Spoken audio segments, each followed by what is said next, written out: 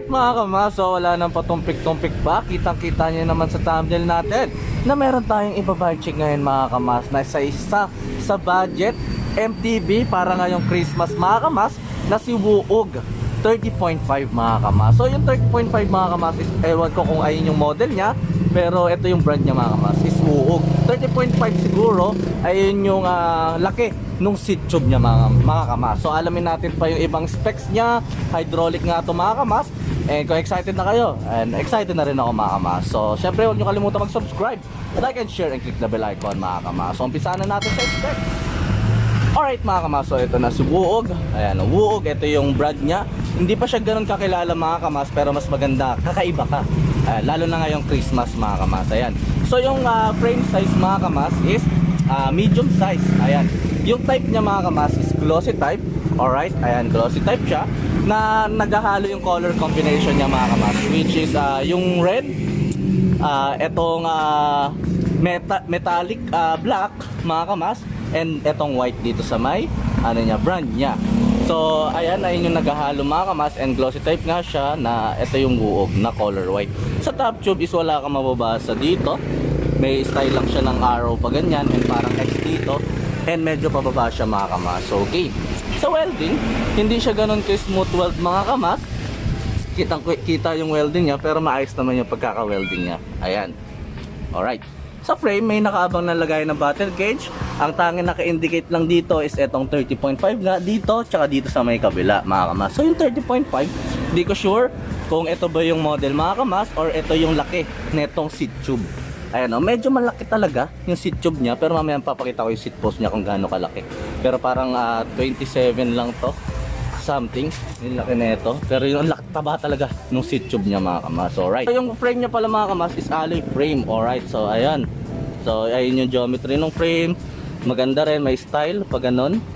Okay, so dito tayo sa cockpit niya. Sa cockpit niya mga kamas, itong spacer niya is alloy na may isang malaki and merong isang maliit. Sa stem niya mga kamas is naka long stem siya, na bakal nga lang to, sad to say. And sa handlebar meron siyang konting pa back swift mga kamas, okay, na mga nasa 650 to 700 mm yung haba mga kamas, na sad to say ito is bakal. Okay, so inano ko na siya kanina mga kamas. And handle grip mga kamas is maganda. Wala nga lang siyang lock dito tsaka dito, so ito yung madaling mahugot and mag-twist. Ayan, katulad ngayon natitwist ko siya, pero hindi siya ganun kasakit sa kamay mga kamas, lalo na pag naka-gloves kayo, malambot siya. Okay, sa brake na ginamit, so sabi ko nga kanina, ito is naka-hydraulic brake na mga kamas, sa halagang 7,000 plus pesos mga kamas. Swak na swak to ngayong Christmas mga kamas, na pangregalo sa mga boyfriend nyo, sa asawa nyo mga kamas, and sa iba pa, sa ibang mga kamag-anak nyo na gustong magbike mga kamas. Okay, so ito nga is naka RSX na hydraulic, ayan, mineral oil. And nakagandaan nito mga kamas, naka L2 A3 na yan. Ayan mga kamas, na 3x8 speed. Ayan, pang malakasan ngayon mga kamas, 3x8 speed. Tuhod na lang talaga yung i-upgrade nyo. Ayan, makakarating naman to mga kamas kung saan kayo pupunta, kahit sa Tugigaraw pa yan. Ayan. So it's a cabling, naka-internal cabling mga kamas is yung FD, RD. Ang tanging naka-external cabling mga kamas is yung brake na sa likod and brake na sa harap. Okay, and ito mga kamas, ang kagandahan dito is tapered head tube na may logo ni Wuog dito, Wuog or Wangud. So nagtatato pala to mga kamas. Ayan, si Wangud pala to. Syempre joke lang. And yung fork niya mga kamas, sad to say, is bakal nga lang to. Ayan, para ito sa hindi maaarte.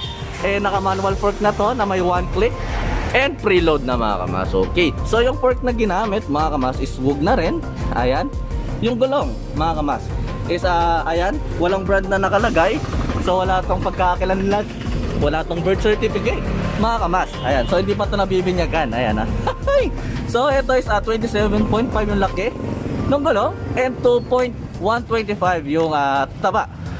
Yan mga kamas, 27.5 by 2.125 mga kamas. So ito yung wheel size nya, and ito yung gulong nya mga kamas. Maliliit yung knobs, pero marami. So okay na okay to mga kamas sa mga lubak and mabatong daan. Ayan, yung rims nya, pagdating sa rims is double wall na. Spokes is bakal. Yung hubs mga kamas is Ganun din, walang birth certificate to mga kamas, color black lang to, stock hubs. So ito is bakal din yung hubs nya. And ito mga kamas is hindi pa naka quick release. Ito is bolt type pa mga kamas. Ayan, bolt type pa to mga kamas. Okay, rotor nya is 160mm. Andito yung caliper ng brake nya na hydraulic na RSX. Okay, ito nga yung FD na L2. Ayan. And sa seat stay, wala siyang bridge mga kamas. Sa seat stay, wala siyang butas para paglagyan nyo ng bike carrier. Sa chain stay mga kamas, meron siyang bridge. And dito dumaan yung cable nya. Ayan, papunta dito sa FD nya mga kamas. So ito nga mga kamas, naka 3x.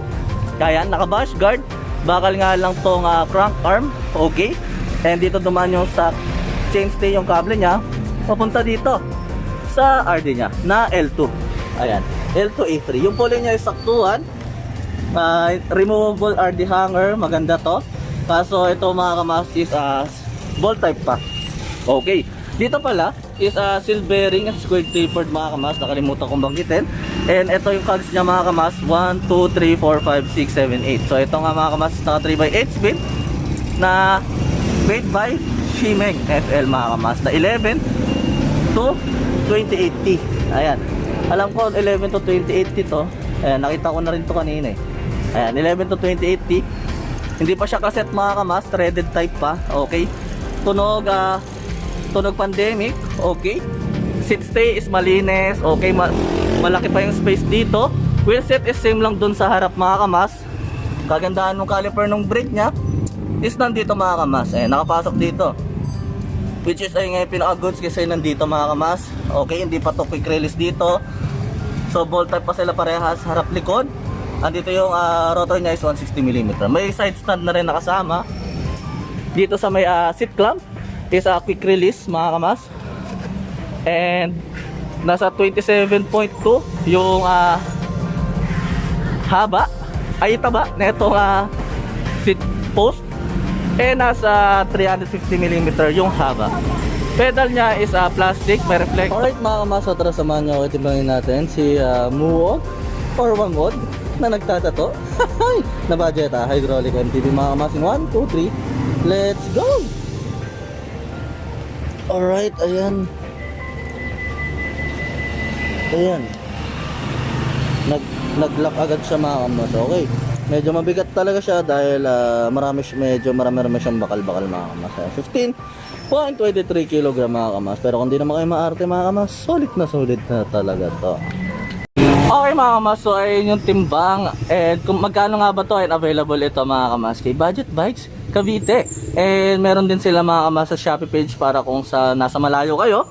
And delivery nationwide naman to mga kamas. Ayan. So magkano nga ba to kay Budget Bikes Cavite mga kamas? Ito is tumataginting na 7,800 pesos SSS mga kamas. And huwag kayong mag-alala, meron itong tatlong variant na freebies mga kamas, which is yung 5 freebies na tail light, gloves, tube mask, arm sleeve, and isa pa, basta 5 yon, or less 200 pesos, or worth 350 pesos na helmet mga kamas. So ayun yung tatlong variant ng freebies nila mga kamas. Mamimili na lang kayo doon. So worth it naman to para sa akin sa 7,800 pesos SSS mga kamas. Hydraulic na to.